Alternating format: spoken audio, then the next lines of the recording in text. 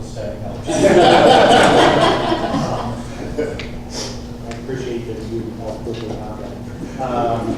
Well, we are going to talk about formal administration and in particular 90 days supply. This and this process has evolved. It's become more and more clear to us that this 90-day supply is in large part a foundation. That's the best we could do with a foundation, and also a safety net. The physicians are placed in an awkward position with federal law and like where one, we don't want our Ohio physicians to run afoul of federal law, and two, we don't want the requirements of the program to have a chilling effect on physicians wanting to participate in the program.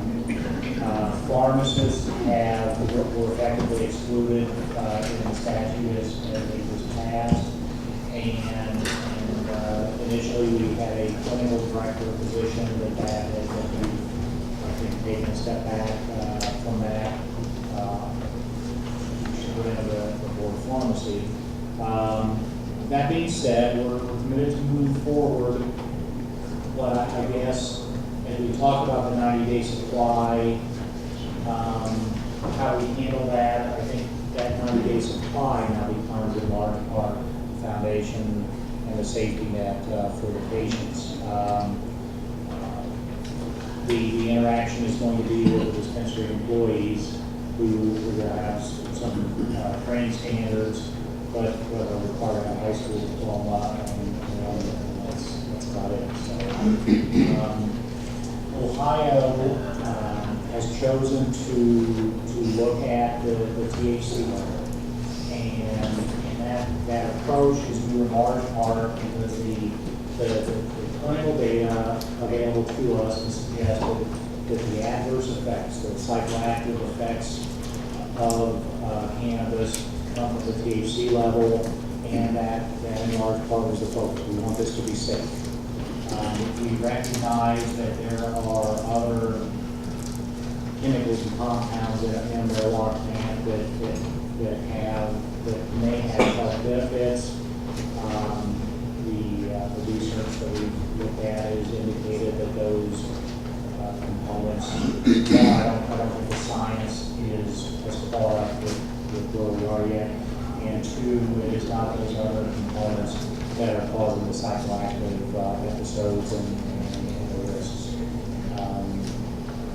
The data that Justin there and we'll talk about suggests that at 23% THC level, that's a bit of a tipping point where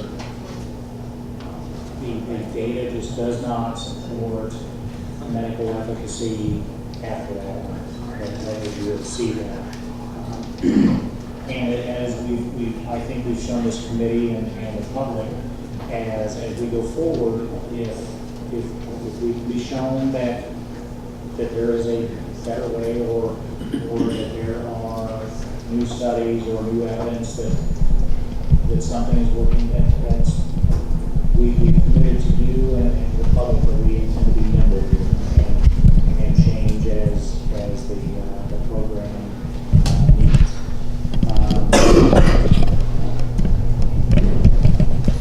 So I think that's it. And honestly, we encourage everybody that if I think you'll hear from Justin and Aaron that the team that looked at this looked at as many as 30 different studies. If we have missed something or if something new comes out that would benefit this committee, we would hope that somebody would. So the statute talks about the forms and methods of administration, and you can see here that were laid out in the statute. And our goal is, and I don't want to get into this stuff, so what's this? Our goal is to start with plant material, because that's all of the extracts and products originate there, and determine potency and amounts and go from there. Again, the first step was to determine what a 90-day supply of plant material might look like in the state of Ohio. We've looked at other states, and the recommendation from staff will place us within the range of other states. And again, we spent a lot of time, or the committee has spent a lot of time looking at medical efficacy and adverse effects and the THC level.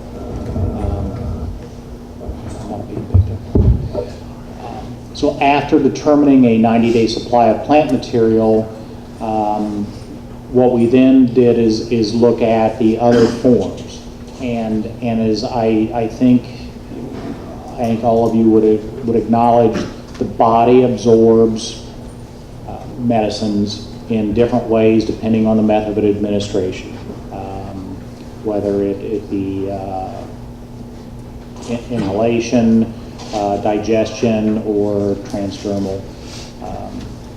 This expert panel, comprised of pharmacists, doctors of pharmacy, conducted a thorough review of the data, again starting with the 90-day supply of plant material. The committee ended up recommending a tiered approach based on the THC level, and meaning by that if it is a low THC level, then perhaps more material would be available to the patient versus a high percentage of THC, and that, as you'll hear from the scientists here, that's not uncommon in other medications. This is the tiering that was recommended by the expert panel. Tier 1 is a maximum of 10% THC, and their literature suggested that there is medical efficacy in that, and they did not find evidence of adverse effects. Next is up to 23%, where you had efficacy and some adverse events. And then again, as I said, over 23, there was not evidence of medical efficacy, but there were adverse events. And it stopped at 35 because that's the statutory limit in Ohio. For plant material, 35% THC is the limit based on Ohio. Here, Ohio and maybe New Mexico are two states that set 90-day limits. Many of the other states set 14-day limits or 30-day limits, and using that, we've converted these other states so that we're able to compare apples to apples, and these are all converted to 90-day limits. This, we're going to be talking ounces and grams and milligrams and all that, and this is just as a reference point for you what 1 ounce of plant material looks like.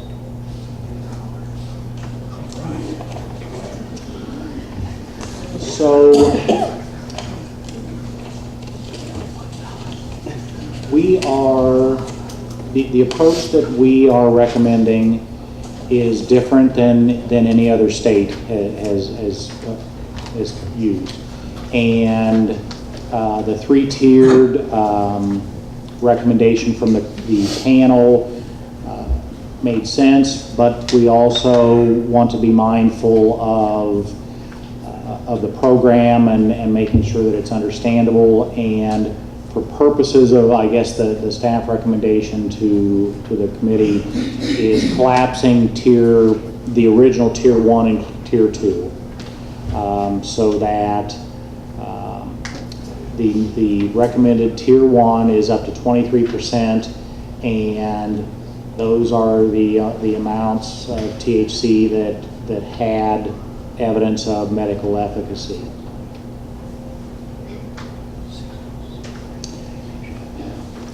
a moment ago I said that Ohio is taking an approach different than most other states. Most states use they call it usable marijuana.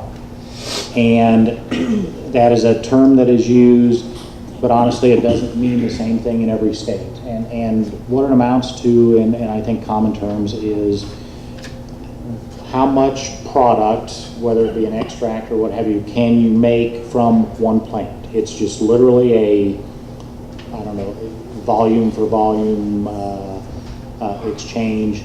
Illinois, they do it a bit different in that their usable marijuana, they evaluate it for each product. So it might be different from 2 different types of oils or 2 different edibles, and that is not an approach that we're comfortable with. And to us, one of the reasons that we did not go this route is that the usable marijuana does not take into account the THC content. It's strictly a volume measure, not a THC content measure. And again, I come back to what I said earlier, that the THC content and the potency was a big factor in our evaluation. Okay, and the good news is this is the last slide I'm going to talk about, and then you'll get to hear from Aaron and Justin. 2 states, Maryland and New Mexico, do differentiate between plant material and extracts using THC content.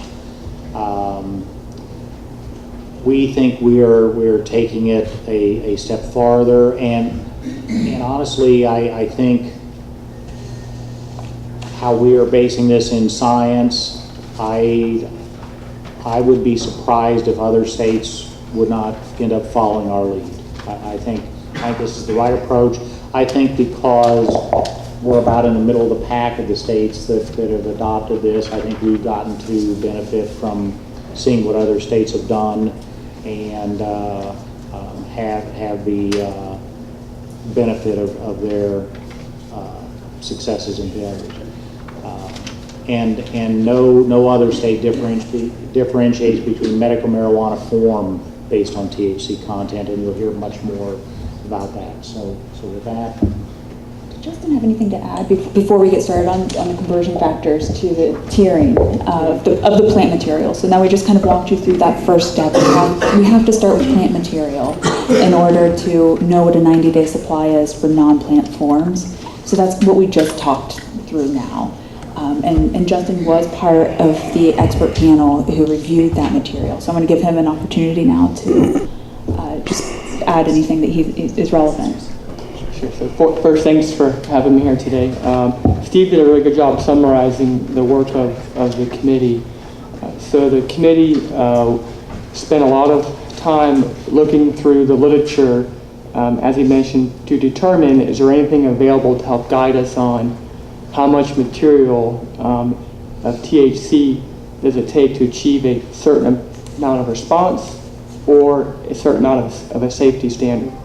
So the committee used the best available evidence, and they focused our time and effort on randomized controlled trials, which is what is key when making determinations on how to effectively and safely use medications across the board. And the important aspect of the randomized controlled trials is that's the gold standard to determine efficacy and safety across the board, whether it's this example or any medication that you might pick up from a pharmacy. So we use the same standards that will be applied to a conventional medication. So we looked at the best available evidence, determined what would be a reasonably safe dose that would also be effective, and then worked backwards from the math to get the 90-day supplies. So. Thank you. So in order to apply conversion factors, or to even implement conversion factors, we have to start with what we know. And that's what this slide here is intended to illustrate. So we know that there's statutory THC limitations is set forth in House Bill 523. Extracts can have up to 70% THC content. Plant materials limited to 35% THC content. Again, we know that the body absorbs medicine differently based on the method of administration. And now that we have established concentrations of THC, a maximum amount of THC that can be obtained within a 90-day period, and we're going to start with that amount, which is approximately equivalent for both Tier 1 plant material and for Tier 2 plant material. The conversion here is going to be used to provide some consistency and allowable THC content across all forms of marijuana that are authorized in Ohio. And this is done for other medications such as morphine. And with Justin sitting here, I'd like to give him an opportunity to walk through how this is done for other medications that you may be familiar with. Yeah, so what we worry about from a medication standpoint is how much of the medication or any component of that medication that it has active constituents that gets to the site. So what we worry about is how much drug is actually at that receptor site where the drug is